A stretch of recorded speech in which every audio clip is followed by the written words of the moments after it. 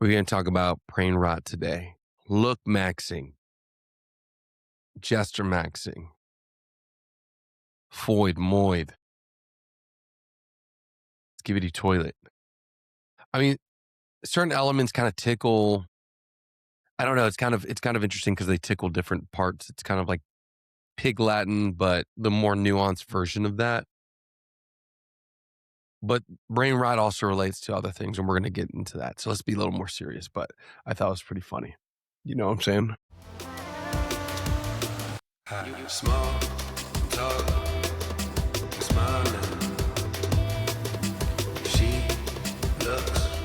So the brain rot is defined as the supposed deterioration of a person's mental or intellectual state, especially viewed as a result of overconsumption of material, now particularly that of online content, particularly that of short form video. It's considered to be either trivial or unchallenging, or to a degree, maybe just too much. Mental attention fatigue, allowing yourself to get into a trance. Again, talking about these earlier elements about infinity scroll, user fatigue, and the ever-present sound of your intellect shrinking, of your theta waves shortening, not getting to the back of your brain, not committing enough long-term memory. And this is where we're going to go. I'm Eric Shoup, and this is Humans Only. So I want to start this episode outside of like the cold open with idea from Henry David Thoreau in Walden, 1854. Worried about intellectual laziness in his era, Thoreau writes a book, quote, "While England endeavors to cure potato rot, will not any endeavor to cure the brain rot, which prevails so much more wildly and fatally." A Thoreau scholar, Kristen Ellis from University of Mississippi, described this usage of brain rot to describe what happens to people when they suppress their innate curiosity and wonder. But part of me thinks that brain rot as it exists now is a symptom of many things outside of people being lazy, but the systems in place to kind of accelerate that. Also, a fun fact, when Thoreau moved to Walden, he was the same age as the oldest Gen Zers today. He was about 27. So when he was writing books about brain rot, the oldest Gen Z could probably experience either that pull away. But what is actually happening to our brain? It's really a cultural moment. Oxford's 2024 word of the year. It created this genre of language entirely. And really, what are we talking about? We're talking about two things. I think we're talking about the state of brain rot, which is the symptoms, right? And it's not necessarily related to the content itself, but the brain fog, kind of the hollowness of the content, your post scroll brain, post content brain drain, right? Of like everything that's kind of been put into your frontal cortex and being processed, but like not really having a semblance of like what to interleave between the content. So it's just really nonsense, right? And then the feeling of emptiness that comes from that, and the inability to focus because you're breaking your attention every 47 seconds, or in short term video, maybe as quickly as 10 seconds, right? So the inability to stop yourself or find a natural stopping point, which we kind of talk about this in the attention economy, right? They're vying for the attention, but this is kind of the symptom of that. And second, the content. So there's an amalgamation of everything that's ever been created and the ability to absorb all that content. So this brain rot kind of creates this, it's almost like postmodern art. It's kind of interesting in a way, right? It's like becomes its own version of art based off everything because LLMs are taught on everything. So the content now is like short form AI generated videos, non sequitur, meaningless content derived from not infinite, but, billions of nodes and a little bit of human creativity. But this content has really like no stakes or thought. And again, it can't be really interleaved between things. I find it interesting also that the younger generation, I want to say Gen Z, and also maybe the Alpha Gen, I think they're hyper aware being digital natives of the pain that this brings. Sometimes would be unaware and kind of fully absorbed into this matrix esque hive collectivism brain that caters to like the lowest common denominator of free thought.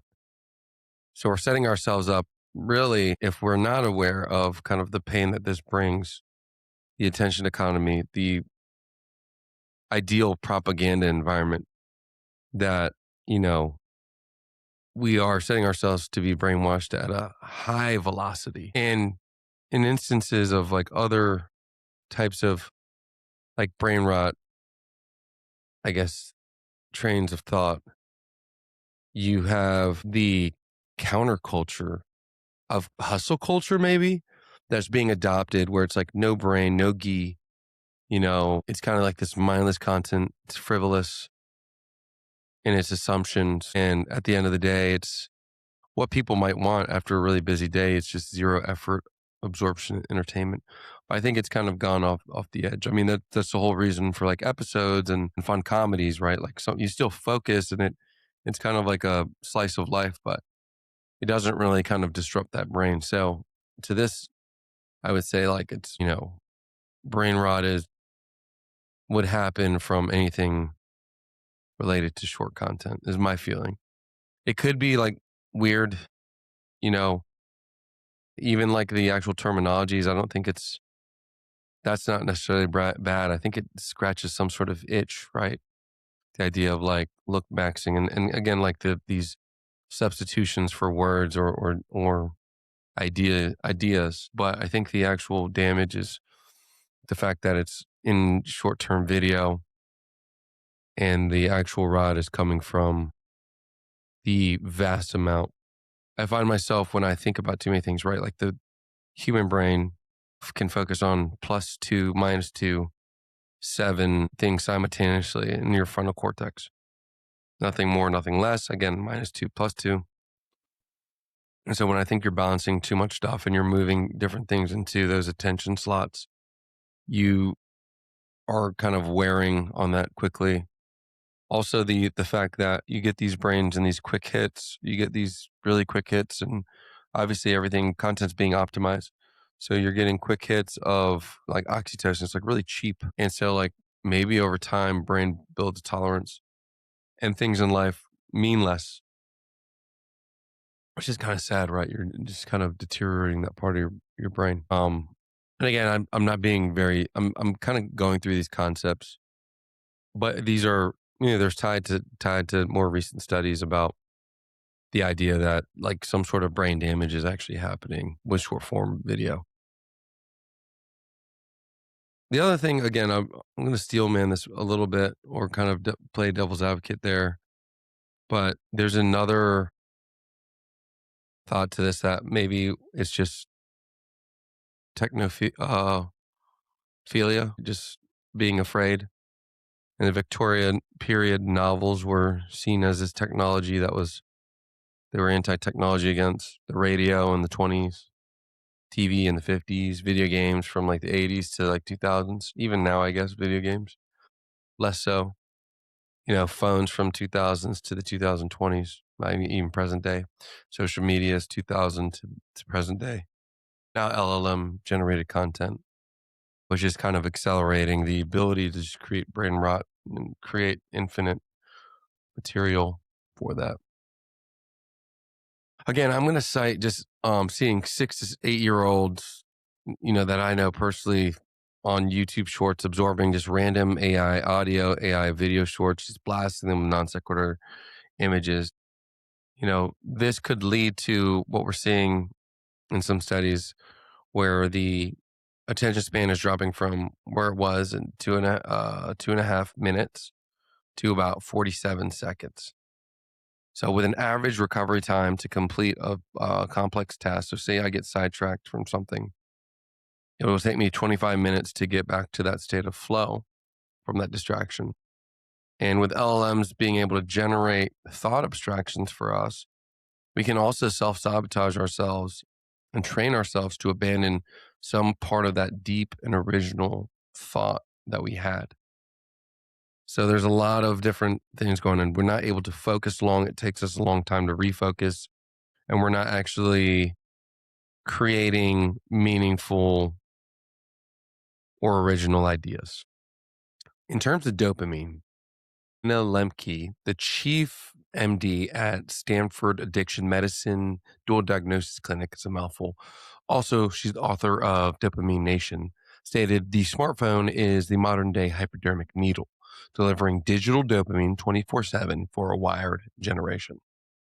Things to take into account. Users take the dopamine hit and compensate by dropping dopamine below baseline, meaning that the levels are going to need to be come down. So you kind of get a withdrawal, right? And this leads to chronic low grade anhedonia, which is the lack of hedonia, hedonistic, right? The lack of interest in things that you once enjoyed. Essentially, what it means. This means a reduced capacity for pleasure for things in life, which I think is very sad. Not being able to actively enjoy what's in your life.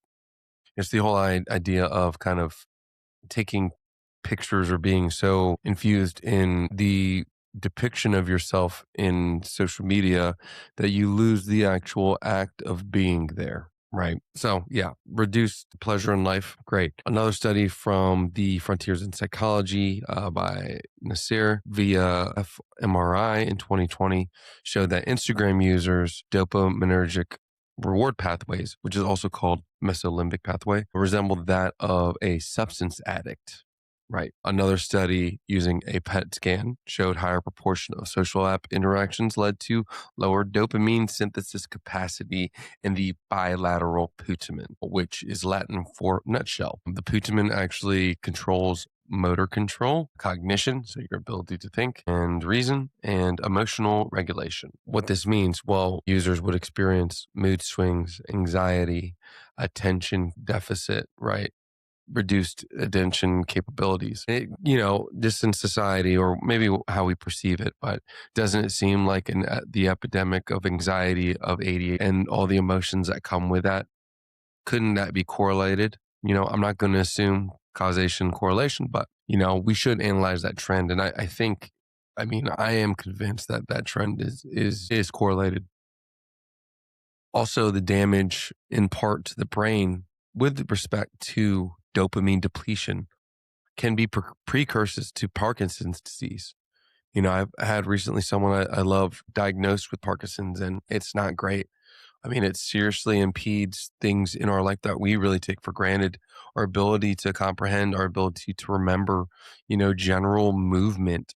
That's all impeded. And like my worry is that maybe all the stuff that we're building now or imbibing in consistently and constantly with, as addicts will damage our brain long term. And we don't think of it because we're not consuming it in by our mouth or biochemically, kind of biochemically, visually, that it's going to damage our brains long term and lead to an epidemic in, mental and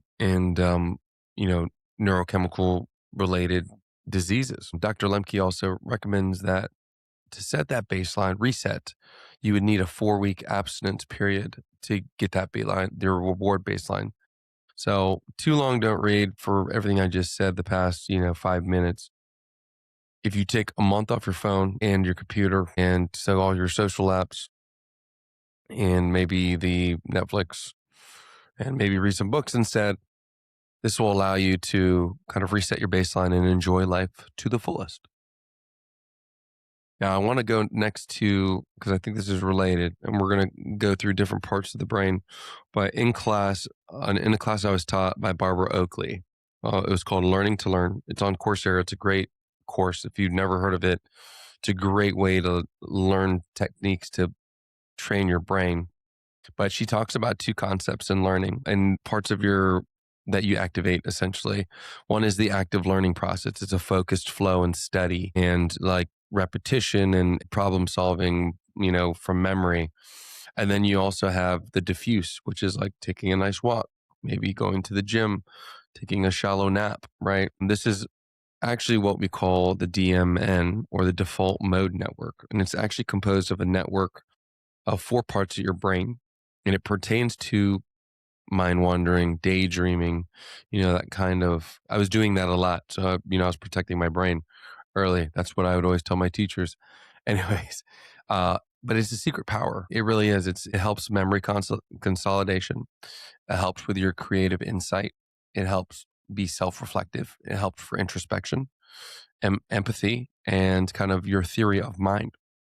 And me personally, I've kind of prided myself, I can take pride in that, in my good memory, and to a degree being creative, and to a degree being able to self reflect and be introspective to a degree. Now, am I perfect? Obviously not. Could I work on my empathy to others potentially?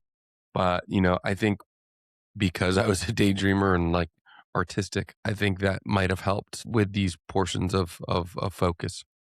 So when you use a phone or device, though, you kind of fill that time that you could be just kind of like staring blank at a wall, or maybe reading a book, or kind of having these deep thoughts, or maybe kind of just sitting down, looking at a sunset, being outside, hearing the breeze, right?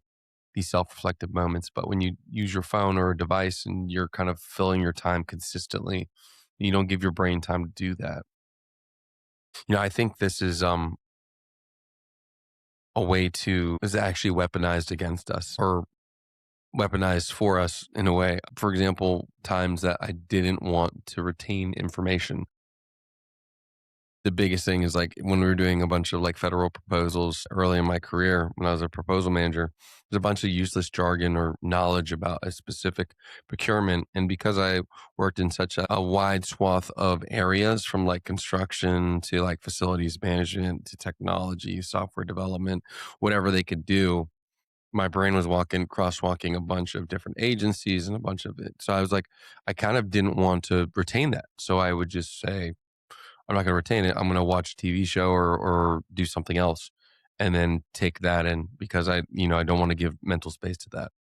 I think that's a good technique, obviously. But on the flip side of that, if you switch off and you don't give your brain time to do any of that, then, there's no way to really mediate that gap. But in the times that you want to keep it, right? So, for example, 2022, a study on social, cognitive, and affective neurosciences showed reduced gray matter volume, as well as reduced prefrontal and temporal cortex activation during creative idea generation on smartphone individuals, i.e., it damages part of, or reduces the size of your brain that can lead to creative idea or analysis as well.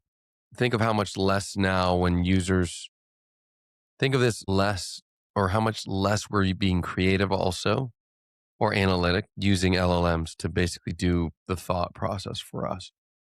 So you're kind of adding a 2x multiplier on the capability to not be creative, to not use that part of your brain, because it's done for you.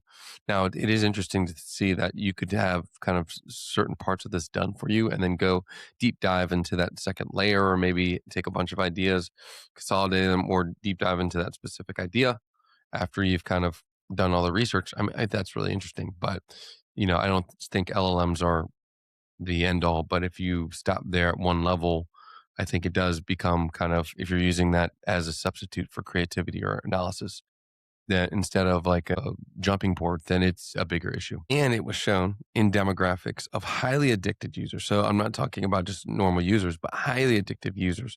The researchers found a 10 to 20% gray matter shrinkage in the brain, in the prefrontal cortex, that increased with the duration of the study. So if they did more, there's a smaller shrinking, or a larger amount of shrinking, or smaller part of the brain.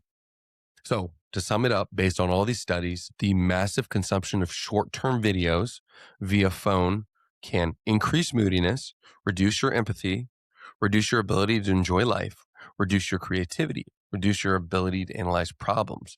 It inhibits your ability to self-reflect and understand yourself. And you will basically just be sitting and watching and nothing, and recording nothing, and really imbibing in nothing.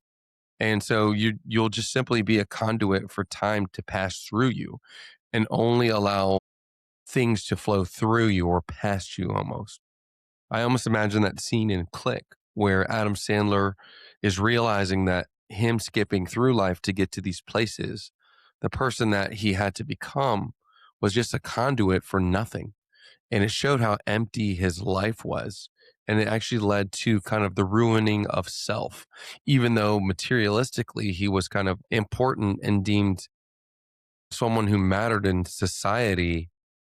He ruined himself in like the in introspection kind of portion, and also his family because he had a deterioration of that self. I mean, it's a heavy concept for such a silly movie, to be honest, but it's something that we're kind of dealing with. I mean, like looking back, it's actually a pretty good allegory for maybe what we're seeing, and that movie is not recent. So all this talk about Adam Sandler, a famous comedian, funny guy, right? Got me thinking about the social aspect and social sciences around, why brain rot exists and like why it's damaging. I guess like the big thing is making a point about why it's bad, but we've already kind of looked at the brain and what it does is like kind of a neurochemical adaptation or not adaptation, but just kind of degradation, right? So the next is how is it socially inhibitive or why was it able to exist in like our social environment, how we're kind of hardwired. So again, one of my favorite authors is Robin Dunbar, who is an emeritus professor of evolutionary psychology at Oxford University. He wrote books Grooming Gossip and the Evolution of Language, Friends, The Social Brain, The Psychology of Successful Groups. A couple other books I'm not mentioning, one about the study of like baboons, social habits of baboons. But he's well known for Dunbar's number and his social brain hypothesis, both early 1990s. And his 2024 paper marks the 30 years of that framework holding up. And it started all with asking why primates spend so much time grooming each other. And the answer changes kind of how we look at human cognition. So here's the social brain hypothesis, and here's the core argument for that. In primates, the neocortex size correlates with group size, right? Not diet complexity or like the use of tools. It's the social aspect, right? The social part of the brain is why the brain's so big. It's why we have mortality issues, right? The brain got so big because it needed to track relationships, social relationships. And this is actually talked in the book about the baboons, but over like 3 generations of baboons, the most successful, the one that had primates or like had basically the most successful female primate was one who was able to cultivate the most relationships and was the most social, right? And she had the most progeny that survived over and flourished. And they, this is, call it, don't know if it's correlated, but essentially being able to socialize and use that biggest part of your brain usually leads you to be successful. Dunbar plugged that, the neocortex size into a primate regression, right? And so what he saw was that you can make 150 stable relationships with a standard deviation of maybe like plus 25. And then he pulled like ethnographic data on like hunter gatherer groups and sizes and it matched, right? So it makes sense. Like we have this culmination of a certain amount of people that we can kind of create in a stable way. This number is kind of everywhere. The Neolithic English villages averaged about 160. Roman army units average 150. Modern Christmas cards networks max out at about 153. So who are you sending your Christmas card to? 153 people, right? Give or take. So to reframe this for brain rot, right? Your neocortex didn't evolve to process information. It evolved to track other people, their relationships, their motivations, their alliances, their status. So a social feed gives an endless frictionless stream of exactly that input. And so you're not really broken in this way. You're kind of just force fed what you're supposedly supposed to feel and see. And he talks about that. We're going to talk about this more about like the physical aspect versus like the digital aspect. But your brain wasn't ever built for this environment, right? So Dunbar's number also is, and this is kind of, we talk about this in Thoughtful App Company I kind of model the application after Dunbar's number, but there's a hierarchy. There's 5 on your inner circle. This is your intimate support circle. It's your weekly contact, mutual vulnerability. This is like where you probably invest 40% of all your social effort. Then there's your sympathy group, which is like the next 15. Think about circles and outside of different circles. Or like the Russian doll, right? The sympathy group would actively kind of help you in a crisis. You are keeping in contact monthly. You have an affinity group, right? This is about 50 people. This is your dinner party group. This is where you require periodic maintenance. Then you have Dunbar's 150, which is the people that you will know well enough without an explanation. And then beyond one, about 500 is about are people that you would like see in an airport and be like, hey, oh, I know you. And I think you can recognize up to about 2,000 faces. And so that's a different cognitive system entirely. So the key here is that 60% of your social attention will go to about 15 people. How social media, again, there's a couple. So what is modern connection? Scrolling a feed is exactly the social information processing that your brain is evolved for, right? Even like short form video to a degree. It's just kind of going way faster. It's kind of tracking who you're aligned with, who's kind of socially important, maybe like that star system that I mentioned, who's up, who's down, who's feeling themselves, who's faring better in life, whatever. Like these kind of are signals. It feels like kind of social contact and the social contract being brought to life.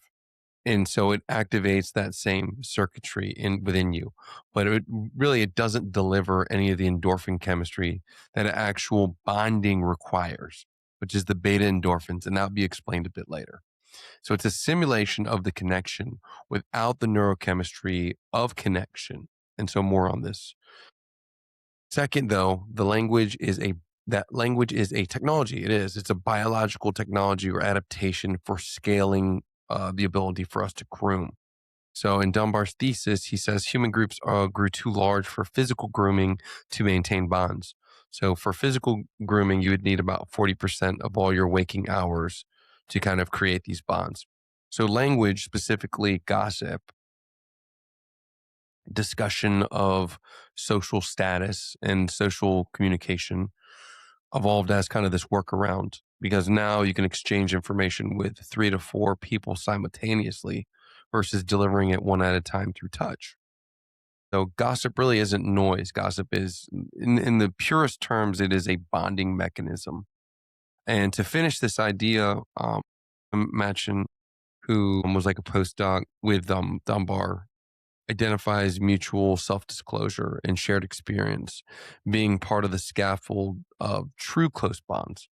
So being able to actually gossip and receive disclosure and kind of secrets are kind of, there's actually a lot of interesting literature around the idea of secrets in our physiology. But anyways, without finishing that reciprocation of that disclosure and kind of reciprocating that the bonds that you're kind of exchanging with people, you're just merely consuming other people's experience or their experiences. So it's not really bringing you closure, especially at the rapid pace of short form video.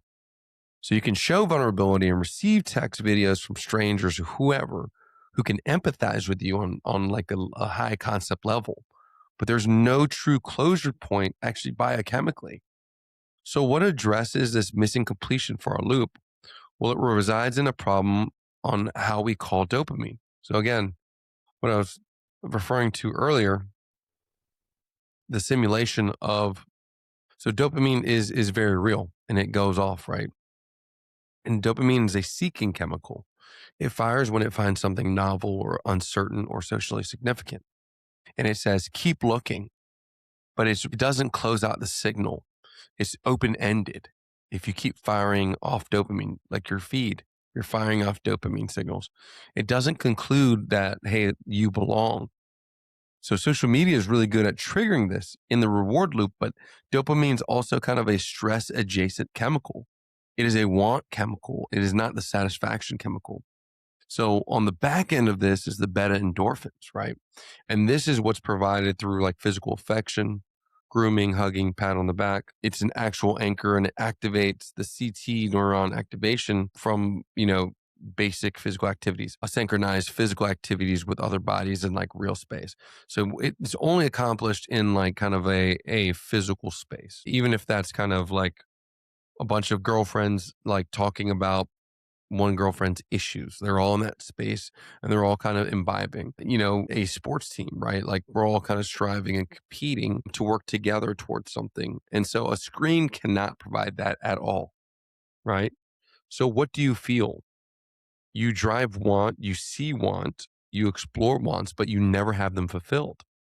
This is explored in Dunbar's paper, Virtual Touch and the Human Social World, if you guys want to check that out. But I think from my own experience, right, I do feel socially fulfilled with my group of guy friends and gal friends too, and also like my family.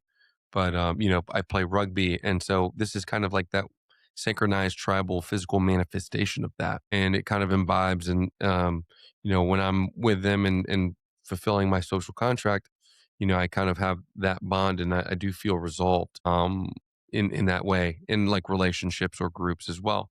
I think you could do this in work too, like striving, but you have to be in real a place. And so this is kind of one of those things where maybe there's a solid case for co-working in space. For me personally, I went to get my badge from a specific organization. And when I went there, it was like, asking people around. I mean, there's definitely that aspect of life that you don't get working remote. So even working remote, I guess there is a kind of a real value to that. And how do we kind of bring that together? I know some people don't want to hear that. Again, like that's why I always like advocate for maybe like a hybrid. But regardless, in terms of anthropology or social science, to bring this all together, quote Dunbar, social media certainly help to slow down the natural rate of decay in relationship quality, but no amount of social media will prevent a friend eventually becoming just another acquaintance if you don't meet face to face from time to time. There's something paramount about face to face interaction. Roberts and Dunbar actually come up with a number. So without face to face contact, feelings of closeness between friends and family can drop more than 30% within 2 months.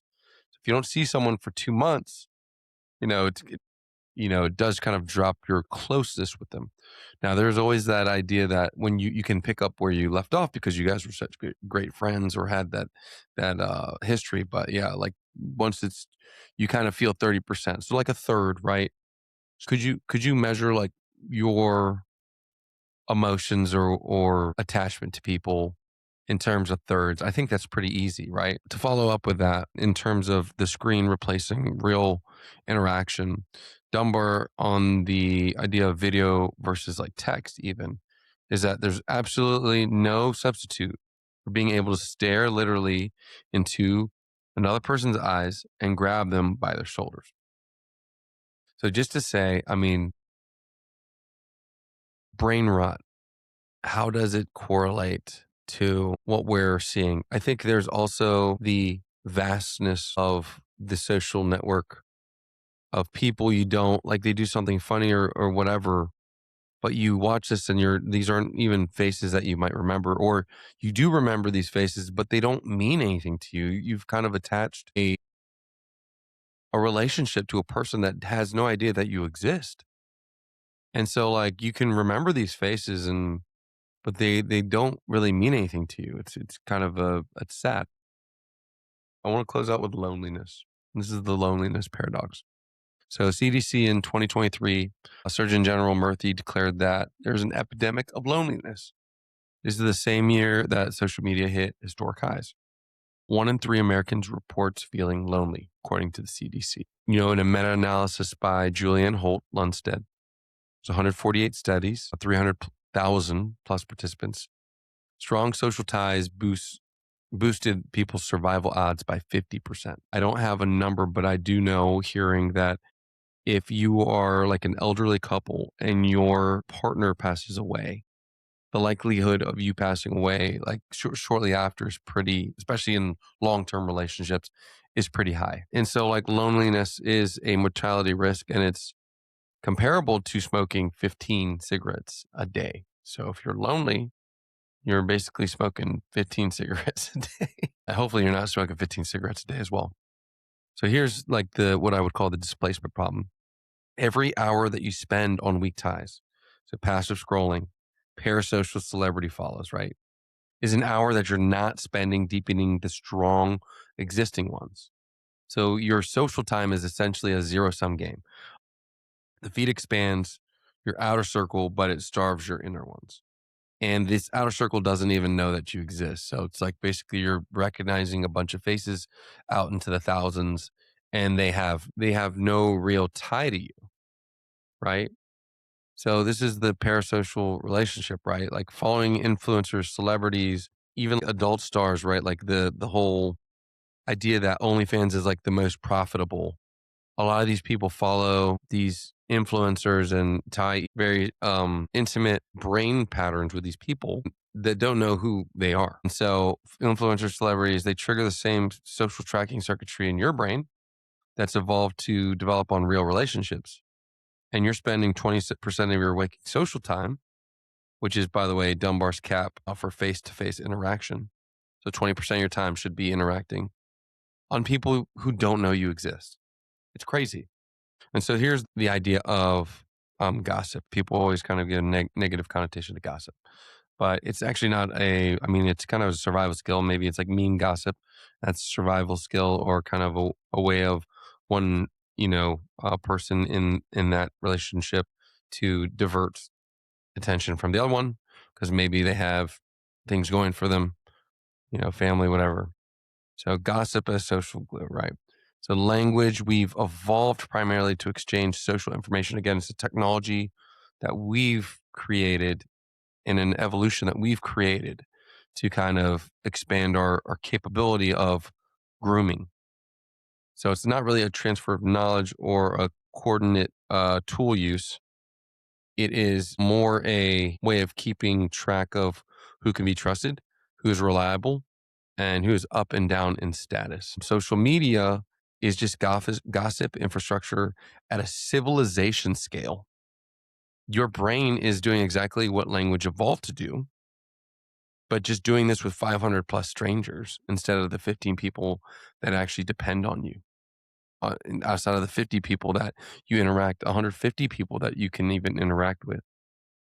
So in Dunbar's 2024 paper, he integrates how the endorphin system, the default mode network, the social network structure is all part of one framework, and that the default mode is being suppressed.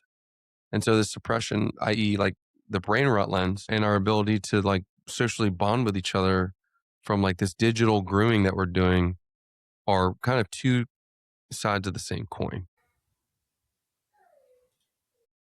Lastly, to tie in the idea of this thought that brain rot, right, which I acclimate it to the acceleration of social media being masqueraded as kind of this harmless thing, but actually is kind of doing a lot of harm, and is in fact creating more harm at a faster rate based on all these studies, and showing that like the fact that they've gone from having devices distract you to short form video actually having additional damage to the baseline. Is basically when we all get to just consuming these short form videos, our brains are literally shrinking because of it.